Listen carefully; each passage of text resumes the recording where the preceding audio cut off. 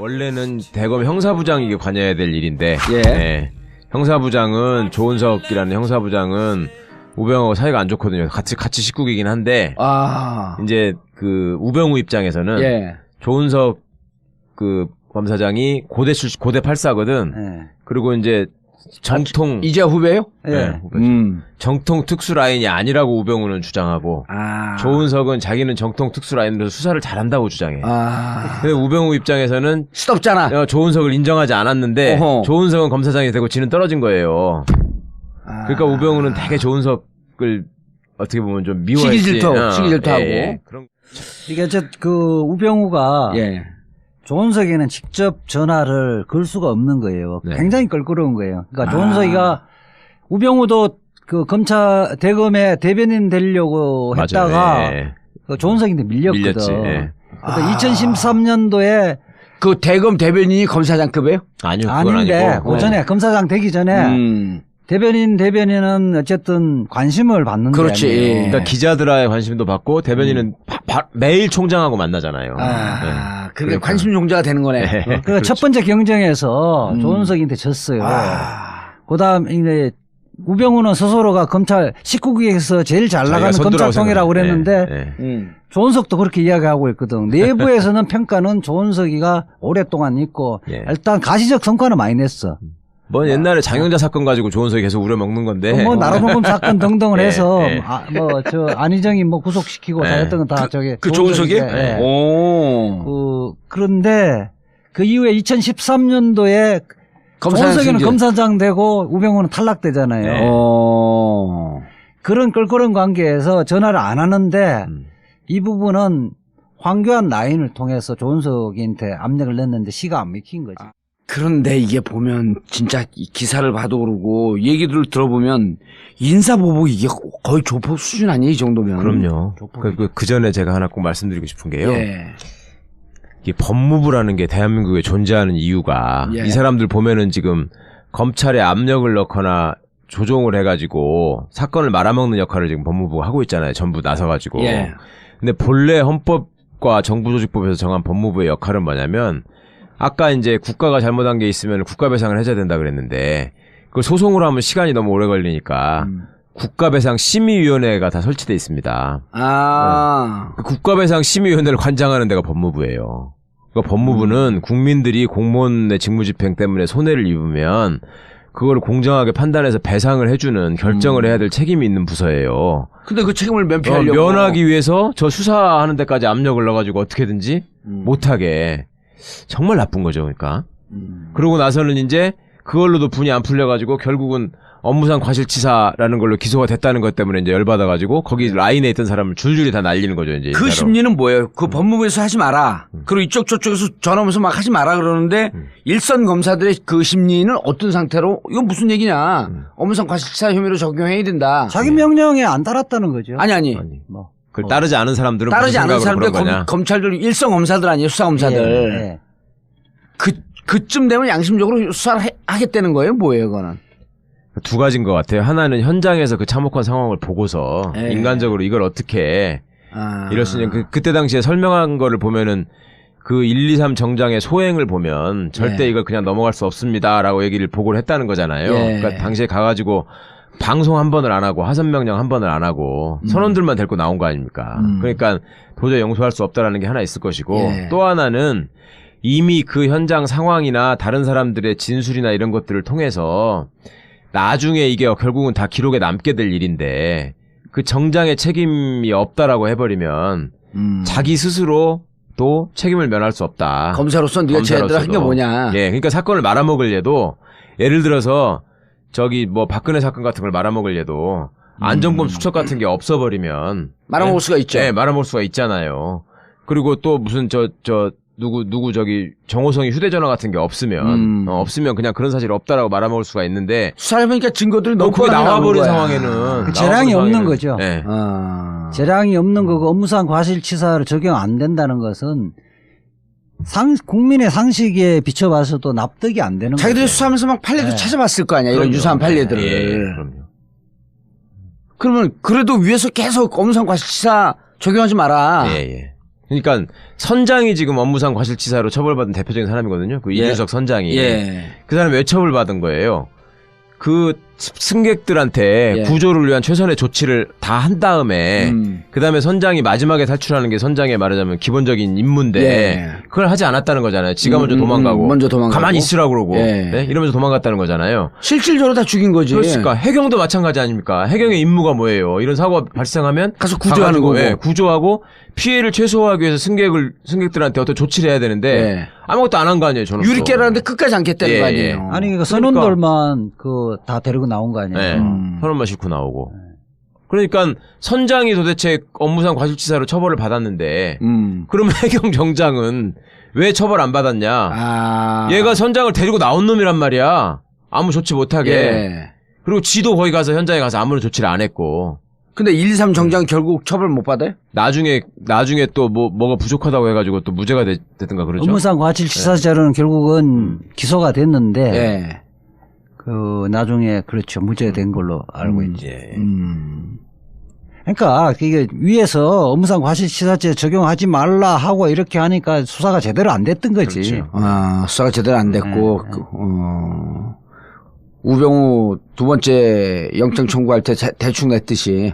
그럴 수밖에 없죠. 지금 법무부 장관 민정수석이 압력 넣는데 뭐 자기 자존심 그리고 일선 검사들이 그렇게 하니까 할 수밖에 없었을 텐데 그러니까 정신없이 뭐 제대로 수사할 수 있겠어요? 오히려 정상적이면 그거 나중에 법원에 뒤집힐 가능성이 있으니까 좀 철저하게 하라. 이왕 할 거면 철저하게 하라고 이야기하는 것이 상식이잖아요. 자, 추적하면서 계속 인사보복을 했다. 인사보복. 그 뒤에 인사를 알려주시면. 그러니까 저는 그렇게 인사라는 게 주요 사건에 대해서 인사가 검사로서 제 역할을 했는가 제대로 수사를 했는가를 갖고 평가를 해야 되는데 2015년 2월 달에 정기 인사가 있었을 때 이 보복 인사를 한 거예요. 보복 인사를 그때 당시에 김주현하고 변찬우를 딱 비교해보면 선명하게 드러나잖아요. 둘이 동기인데. 그렇죠. 둘 다 18기, 김주현도 18기. 같이 검사장 됐고. 이제 광주지검장은 어떻게 했냐면 후배 기수가 가는 대검 강력부장으로 사실은 좌천시켜버린 거예요. 좌천시켜버리고 결국 못 견디고 그해 12월 달에 2000년 12월 달에 옷 벗게 만든 거죠. 그러니까 같이 검사장 되고 같이 동기인데 변찬우는 그렇게 한직으로 좌천시켜버리고 그걸 시켰던 김주현은 검찰국장에서 다음에 중앙지검장을 간에 만에 하다가 대검 차장으로 가고. 대검 차장으로 가고. 승진시켜버렸죠. 대검 차장은 명실상부한 검찰의 2인자예요. 총장 다음 차장이니까. 그러고 그럼 변찬호 입장에서 변찬호하고 김주현하고 누가 에이스였었는지 그때는 잘 모르죠. 아니 이제 그 내부에서는 사실은 뭐 김주현하고 라인이 다르니까 근데 김주현이 더 잘 나가고 있었던 건 사실인데 그렇다 해도 둘 다 이제 고검장으로 다음에 나가야 될 타이밍이었단 말이죠. 그러니까 변찬우를 고검장을 시키기 싫으면 예를 들면 수원지검장 같은 걸 시킨단 말이야. 수평 전보 하는 수도권에 거는 광주지검이었다 수원지검장 아니면 서울 동부검사장을 시키거나 그런 식으로 빼거든요. 근데 이거를 수평인데 조금 나은 곳으로. 근데 대검 강력부장을 시키고. 김주현이는 대검 차장이 됐지 않습니까? 차장 부하 아니에요, 강력부장은. 그렇죠? 차장보다도 한참 부하 아니야. 그렇죠. 차장이니까 바로 미치긴 하네. 그래도 하여튼 부하란 말이야. 그러니까 동기를 하나를 부하로 보내고 하나를 상관으로 보낸 거 아니에요. 일부러 그랬네, 그것도. 일부러 그런 거죠. 당연히 그렇죠. 나가라는 소리지. 광주지검에 이제 차장검사가 있잖아요. 이두식 차장. 21기인데 여기는 아예 서울고검으로 서울고검은 뭐 할 일이 없거든요. 고검으로 그것도 수사하는 데가 아니니까 서울고검 아침에 손톱 깎고 저녁에 발톱 깎는데 윤석열 고검 보내듯이 보내버린 거예요. 명함 정리하고 오늘은 누구랑 점심 먹을까 명함 지적거리고 그러는 건데 결국 고검으로 갔다가 결국 옷 벗었죠. 이두식 차장도 옷을 벗었어요? 아주 그냥 진짜 작살나게 인사들을 해버렸네. 윤대진 형사 2부장 팀장이 수사팀장이 세월이 수사팀장은 지방으로 보내버리고 하여튼 현재도 부산지검에 있죠. 근데 뭐 윤대진 선수는 뭐 큰 손해 본 것 같지는 않고요. 서산지청장도 했고. 서산지청장 했고. 윤대진 여기 당시 형사 2부장은 이용호 특검 때 저기하고 같이 수사를 했다는 거예요, 우병우하고. 그 연이 돼갖고 원래 가깝다고 평가되니까. 예, 그 연이 있어서 물을 안 먹었다니까. 서산지청장 갔다 바로 부산지검 여기는 찾아갔죠. 25기인데 83학번이에요. 맞습니다. 늦게 그 고시 공부를 한 거지. 아, 윤대진도요? 예. 아. 학교 다닐 때도 좀 명성도 있고 그랬죠. 83학번. 아, 그래 여기가 아까 대윤, 소윤. 예, 아까 소윤에 해당하는 사람이고. 예, 대윤이 윤석열, 소윤이 윤대진. 여기도 좀 가오가 사나 보지? 그러니까 이제 특별 수사를 둘이서 많이 했어요. 옛날 정몽구 구속시킨 같은 팀이었고. 아, 윤대진하고 윤석열하고. 예. 여기는 소년급제하고 거리가 멀고 늦게 시험 둘 다 붙고 늦게 시험 돼가지고. 학교 다닐 때 여러 카리스마도 좀 있고 25기 83학번. 그러니까 저기가 야, 둘이 도찐개찐이네. 예. 왜냐면 윤석열이 79학번이면서 23기 아니에요. 3기죠. 예. 근데 여기는 그 83학번이면서 25기니까 그래도 요거 조금 더 빨리 됐네. 윤석열보다는. 2년 빨리 된 거야, 윤석열보다는. 그 윤대진이 부산에 가서 한 게 LCT 수사를 했던 겁니다. 아. 그게 성공은 못했지만, 네. LCT 수사도 아직도 모르잖아요. 성공할 예. 가능성이 있지. 이제. 그럼 여기 윤대진은 용서해야겠네, 그래도. 우병우하고 친하고. 거기는 원래 우병우 라인은 아니에요. 친하기만 하고. 네. 일을 같이 했다는 것 근데 뿐이지. 윤대진 검사는 우병우나 황교안의 말을 믿고 실제 따라준 게 아니라 원래대로 했어요. 네. 세월호 개겼지, 서부 윤대진은. 압수수색도 했고 업무상 과시치사도 적용했어요. 예. 나중에 그러니까 진술도 다 했고. 아니, 나중에 이런 거 아니에요? 그쪽에서 업무상 과실치사 적용이 됐으니 이건 직권남용 권리행사 방해로 적용할 수 없다. 이게 이상한 논리를 세웠던 거 아니야? 우병우 기소에서 빼버렸지. 구속영장 청구서에도 빼버렸고. 그렇죠. 세월호 네. 그거는 압수수색. 지난번에 여러 번 방송했지만 그거는 그렇죠. 법리적으로 말이 안 된다는 거고. 예. 그 다음에 또 하나 이제 조은석 당시 형사부장. 예. 그러니까 말하자면 그 일선 그 검사들을 두둔하면서 이거는 일선 검사들의 말을 따라야 된다고 이야기를 했던 사람. 조은석 검사는 이게 2015년 2월 정기 인사 때 예. 그 청주지검장으로 전보를 시켜버리거든요. 형사부장을. 네. 청주지검장은 이미 동기들이 여기는 동기 중에 잘 나가던 검사장이거든. 그러니까 사실상 초임 검사장일 때 초짜들이 가는 자리에다가 보내버리는 거예요. 그랬다가 그 다음 인사 때는 한직 중에 사법연수원이라는 것은 법원 조직이잖아요. 사법연수원 부원장은 검사장 자리긴 한데 한직 중에 한직이라고 글로 보내버린 거지. 아직도 옷도 안 벗었어요, 여기는? 예, 아직 여기 부원장으로 있어요. 사법연수원 부원장? 정권 교체가 되면 나에게도 기회가 올 것이라고 생각을 하고 있는 거지. 본인이 또 청주지검장을 하면서 어떻게든 만회를 해보려고. 무리하게 수사했구나. 거기서 또 무리하게 수사를 하다가 한번 또 뻐그러지고 그랬어. 예. 거기 누구 도지사를 잡아넣으려고 그랬나 시장을 잡아넣으려고 그랬나 하여튼 그러다가 예. 빅살이 났어? 예, 빅살이 났어요. 빅살이 크게 났어 아주. 초코를 잘 발라야 돼. 조은석은 몇 개예요? 19기. 19기요. 이거 고대 8사학번이. 여기도 고대 8사학번이면 저기하고 동기 아니야. 그러니까 보니까 19기 중에 검사장으로 승진한 사람 10명 정도 되더라고요. 예. 윤곽금도 19기고. 예. 그 중에 윤곽군이 충주 사람이야. 예. 예. 거기가 이제 우병우 민정수석이 있으면서 가까운 사람들은 아주 좋은 자리 가고 그렇죠. 라이벌 의식을 갖고 있는 봉욱이나 조은석 여기는 찬발에 물었지. 봉욱 이번에 살아났네 그러니까. 그렇죠. 봉욱도 그러니까 아웃될 뻔했는데 봉욱 선생 거기 형사부장으로 가 있었잖아요. 거기는 동부지검장이 있다가 지금 동부지검장 있다가 이번에 올라왔지 그 대검 차장으로. 그러니까 이창재가 지 동기인데 봉욱이랑 19기 동기인데 이창재는 법무부 차관을 하고 있었잖아요. 자기는 고검장급이란 말이야. 동부지검장을 하고 있었고. 그러니까 하나 밑에 자리에 있었다가 이번에 이제 고검장급인 대검차장을 간 거지. 그러니까 한번 물을 먹은 거죠. 한번 물을 먹고. 근데 이제 봉욱 선수가 원래 그 검찰국 근무 경험도 많고 경력이 또 쭉 잘 밟아왔기 때문에 완전 에이스라며 거기도. 거기도 그 대학 동기고 연선 동기인데 누가고? 그 우병우하고. 그러니까 항상 우병우보다 반발자가 앞서 나갔단 말이야. 봉욱이. 근데 그게 열이 받았구나. 서울중앙지검의 검조부, 검증조사부. 그렇지. 1부장이 봉욱. 1부장 봉욱, 2부장 우병우.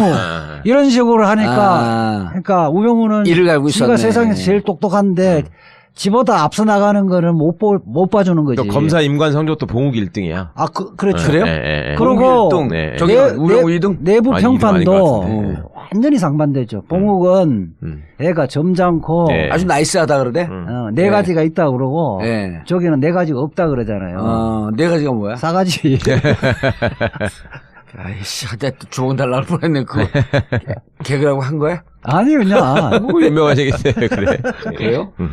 우리 직접적으로 얘기했고. 자, 그럼 이 물 먹은 사람들 불쌍해 죽겠어. 변천은 옷을 벗었고, 윤대진 어찌 보면 물을 먹은 건 아니고. 네. 기회가 있죠. 서산지청량까지 갔었고. 이두식 차장이 물 먹었고. 이두식 차장이 물을 먹었고. 네. 조은석 물 먹었고 지금 사법연수원부원장으로 계속 가 있고. 그때 하여튼 그러니까 우병우한테 찍혀가지고 날아간 사람이다라고 하는 대표적인 사람들 중에 이제 예. 선배일 수도 있고 자기 동기도 있고 뭐 이럴 거 아닙니까? 예. 근데 동기 중에 대표적인 게 우병우예요. 그러니까 봉욱이에요. 봉욱은 원래 김주현이 18기라 그랬잖아요. 예. 김주현 다음 19기의 검찰국장은 봉욱이 해야 된다라는 게 내부의 대체적인 견해였지. 근데 봉욱도 검찰국장 못하고 날려버렸거든요. 김주현이 이번에 그 법무부 차관이었었잖아요. 그렇죠. 대검차장. 대검차장, 대검차장. 야, 그러니까 이 사람들이 이 중에 또 하면 예. 나는 우병우 라인이 아니라고 예. 객관적 이력이 드러나면서도 빡빡 우기는 사람이 있을 거예요. 그렇지. 그 봉우기를 날리면서 안태근이를 검찰국장을 시키고 2년을 시켰단 말이야. 내리. 그러니까 얼마나 이게 검찰에 던지는 메시지가 얼마나 강렬한 거예요. 우리말 들으면 출세하고. 그렇죠. 18기에 있던 자리에 다음에 19기 검찰국장으로 다 경력을 쌓아놓은 유력한 사람이 있었는데 네. 우병우 마음에 원래 안 드는 사람이었으니까 그건 날려버리고 안태근 다음 기수를 딱 넣어가지고 2년을 시키고 그거는. 안태근은 20기에 그러면? 네, 20기. 그리고 2년을 시켰어? 네. 봉욱이도 들어갈 자리에? 네. 그러니 밑에 애들이 볼 때는 이거는 야. 무조건 우병우한테 줄을 서야지 나도 출세할 수 있구나. 그게 메시지가 확실하게 간 거죠. 그리고 안태근 검찰국장으로 가고 예산, 인사, 네. 그다음 수사 과장 이걸 네, 다 장악하고 계속 우병우한테 보고가고 있고. 그렇죠. 그게 검찰에서 그래 이번 안태근이 그리고 그 돈봉투 만찬 때 네. 해갖고 대구고검 차장으로 날아가고 네. 곧 이제 그 피해자로 입건되겠죠. 구속되나요? 구속될지는 모르겠고. 아니지만은 일단 물을 완전히 먹고 그러면 이제 변호사 돼서도 잘 풀려요. 어떻게 돼요? 그렇게 되면 이제 변호사 등록이 문제가 생기겠죠. 징계를 받거나 형사의 걸 처벌받으면 변호사 등록할 때 일단 제한을 하죠. 그러니까 정윤회 건하고 이거 두 개만 수사하면 되네. 이거요. 이 수사 지금까지 저는 쭉 한 20년간 변호사를 하면서 예. 이렇게 고급 정보가 수뇌부의 고급 정보가 나온 적은 별로 없어요. 그냥 막 그렇게 해도 대부분 입 다물고 있거든요. 옛날에 자기 공장 이야기라 하고 밖에서 발설을 안 하는데 이 사람들은 사실은 말이 안 되게 보복당한 거거든. 네. 예컨대 뭐 재량권이 있는 부분하고 견해가 좀 달라서 뭐 이런 문제 갖고 티격태격했으면 어려운데 이거 상식 이하의 지시에 대해서 그렇죠. 안 따랐다는 이유로 보복 인사를 당한 거 아니에요. 사실 박근혜 때문에 우리가 구시대를 청산할 수 있는 어떤 계기가 되는 것처럼 예. 어떻게 보면 우병우 덕분에 이렇게 검찰을 다시 한번 정리할 수 있는 계기가 된 것도 맞아요. 과거에도 사실은 민정수석들이 다 인사에 개입하고 수사에 관여하고 다 그 짓거리를 했는데 우병우는 기수도 별로 높지 않은 사람이 말하자면 너무 지나치게 전횡을 하면서 까본 거잖아요. 그렇지. 그러니까 이제 현재 두 번 물 먹은 거에 대해서 이제 한풀이하면서. 그렇죠. 저기한테 자기한테 좀 밑보인 사람들 다 아웃시키면서 다 찍어가지고 그래 자업자득인 셈이죠. 뭐. 없이 뭐 제대로 수사할 수 있겠어요? 예. 오히려 정상적이면 그거 나중에 법원에 뒤집힐 가능성이 있으니까 좀 철저하게 하라. 예. 이왕 할 거면 철저하게 하라고 이야기하는 것이 상식이잖아요. 자, 추적하면서 계속 인사보복을 했다. 인사보복. 그 뒤에 인사를 알려주시면. 네. 그러니까 저는 그렇게 인사라는 게 주요 사건에 대해서 인사가 검사로서 제 역할을 했는가 제대로 수사를 했는가를 갖고 평가를 해야 되는데 예. 2015년 2월 달에 정기 인사가 있었을 때 이 보복 인사를 한 거예요. 보복 인사를 그때 당시에 김주현하고 변찬우를 딱 비교해보면 선명하게 그렇죠. 드러나잖아요. 둘이 동기인데. 그렇죠. 둘 다 18기, 김주현도 18기. 네, 같이 검사장 변찬우 됐고. 이제 광주지검장은 어떻게 했냐면 후배 기수가 가는 대검 강력부장으로 사실은 네. 좌천시켜버린 거예요. 예. 좌천시켜버리고 결국 못 견디고 그해 12월 달에 2000년 12월 달에 옷 벗게 만든 거죠. 그러니까 같이 검사장 되고 같이 동기인데 네. 변찬우는 그렇게 한직으로 자천시켜버리고 그걸 시켰던 김주현은 검찰국장에서 다음에 중앙지검장을 간에 만에 하다가 대검 차장으로 가고 대검 차장으로 가고 승진시켜버렸죠. 대검 차장은 명실상부한 검찰의 2인자예요. 총장 다음 차장이니까. 그러고 야, 아니 그럼 변찬우 입장에서 변찬우하고 김주현하고 누가 에이스였었는지 그때는 잘 모르죠. 아니 이제 그 내부에서는 사실은 뭐 김주현하고 라인이 다르니까 근데 김주현이 더 잘 나가고 있었던 건 사실인데 그렇다 해도 둘 원래는 대검 형사부장이 관여해야 될 일인데 네. 형사부장은 조은석이라는 형사부장은 우병우하고 사이가 안 좋거든요. 같이 식구이긴 한데 이제 그 우병우 입장에서는 조은석 그 검사장이 고대 8사거든. 그리고 이제 정통 이제 후배요? 네. 정통 특수 라인이 아니라고 우병우는 주장하고 조은석은 자기는 정통 특수 라인으로 수사를 잘한다고 주장해. 근데 우병우 입장에서는 시덥잖아. 조은석을 인정하지 않았는데 조은석은 검사장이 되고 지는 떨어진 거예요. 그러니까 우병우는 되게 조은석을 어떻게 보면 좀 미워했지. 시기질투하고. 그런. 이게 그 우병우가 조은석이는 직접 전화를 걸 수가 없는 거예요. 네. 굉장히 껄끄러운 거예요. 그러니까 조은석이가 우병우도 그 검찰 대검에 대변인 되려고 했다가 그 조은석인데 밀렸거든. 밀렸지. 그러니까 2013년도에 그 대검 대변인이 검사장급이에요? 아니요, 그건 아닌데 아니고. 그 전에 검사장 되기 전에 대변인은 어쨌든 관심을 받는 거예요. 그렇지. 그러니까 기자들의 관심도 받고 대변인은 매일 총장하고 만나잖아요. 그게 관심 용자가 되는 거네. 그러니까 그렇죠. 첫 번째 경쟁에서 조은석인데 졌어요. 그다음 이제 우병우는 스스로가 검찰 19기에서 제일 잘 나가는 검찰통이라고 그랬는데 조은석도 그렇게 이야기하고 있거든. 내부에서는 평가는 조은석이가 오랫동안 있고 일단 가시적 성과는 많이 냈어. 뭐 옛날에 장영자 사건 가지고 조은석이 계속 우려먹는 건데. 뭐 나라봉금 사건 등등을 해서 그러니까 선장이 지금 업무상 과실치사로 처벌받은 대표적인 사람이거든요. 그 이준석 선장이. 그 사람이 왜 처벌받은 거예요? 그 승객들한테 구조를 위한 최선의 조치를 다 한 다음에 그 다음에 선장이 마지막에 탈출하는 게 선장의 말하자면 기본적인 임무인데 그걸 하지 않았다는 거잖아요. 지가 먼저 도망가고 가만히 있으라고 그러고 이러면서 도망갔다는 거잖아요. 실질적으로 다 죽인 거지. 그렇습니까? 해경도 마찬가지 아닙니까? 해경의 임무가 뭐예요? 이런 사고가 발생하면 가서 구조하는 거고. 구조하고 피해를 최소화하기 위해서 승객들한테 어떤 조치를 해야 되는데 아무것도 안 한 거 아니에요. 저는 유리깨라는데 끝까지 안 깼다는 거 아니에요. 아니 그러니까 선원들만 그 다 데리고 나온 거 아니에요. 선원만 싣고 나오고. 그러니까 선장이 도대체 업무상 과실치사로 처벌을 받았는데 그러면 해경 정장은 왜 처벌 안 받았냐? 얘가 선장을 데리고 나온 놈이란 말이야. 아무 조치 못하게. 그리고 지도 거기 가서 현장에 가서 아무런 조치를 안 했고. 근데 1, 2, 3 정장 결국 처벌 못 받아요? 나중에 또 뭐가 부족하다고 해가지고 또 무죄가 됐든가 그러죠. 업무상 과실치사죄로는 결국은 기소가 됐는데 그 나중에 그렇죠 무죄된 걸로 알고 있지. 그러니까 이게 위에서 업무상 과실치사죄 적용하지 말라 하고 이렇게 하니까 수사가 제대로 안 됐던 거지. 그렇죠. 수사가 제대로 안 됐고 우병우 두 번째 영장 청구할 때 대충 냈듯이. 그럴 수밖에 없죠. 지금 법무부 장관 민정수석이 압력 넣는데 뭐 자기 자존심 그리고 일선 검사들이 그렇게 하니까 할 수밖에 없었을 텐데 그러니까 정신 안희정이 뭐 구속시키고 잘했던 건 다 저게 그 조은석이? 그런데 그 이후에 2013년도에 조은석이는 검사장 되고 우병우는 탈락되잖아요. 그런 껄끄러운 관계에서 전화를 안 하는데 이 부분은 황교안 라인을 통해서 조은석한테 압력을 냈는데 시가 안 먹힌 거지. 그런데 이게 보면 진짜 기사를 봐도 그러고 얘기를 들어보면 인사보복 이게 거의 조폭 수준 아니에요 이 정도면. 그럼요. 그 전에 제가 하나 꼭 말씀드리고 싶은 게요. 이 법무부라는 게 대한민국에 존재하는 이유가 이 사람들 보면은 지금 검찰에 압력을 넣거나 조종을 해가지고 사건을 말아먹는 역할을 지금 법무부가 하고 있잖아요. 전부 나서가지고. 근데 본래 헌법과 정부조직법에서 정한 법무부의 역할은 뭐냐면 아까 이제 국가가 잘못한 게 있으면 국가배상을 해줘야 된다 그랬는데 그걸 소송으로 하면 시간이 너무 오래 걸리니까 국가배상 심의위원회가 다 설치돼 있습니다. 그 국가배상 심의위원회를 관장하는 데가 법무부예요.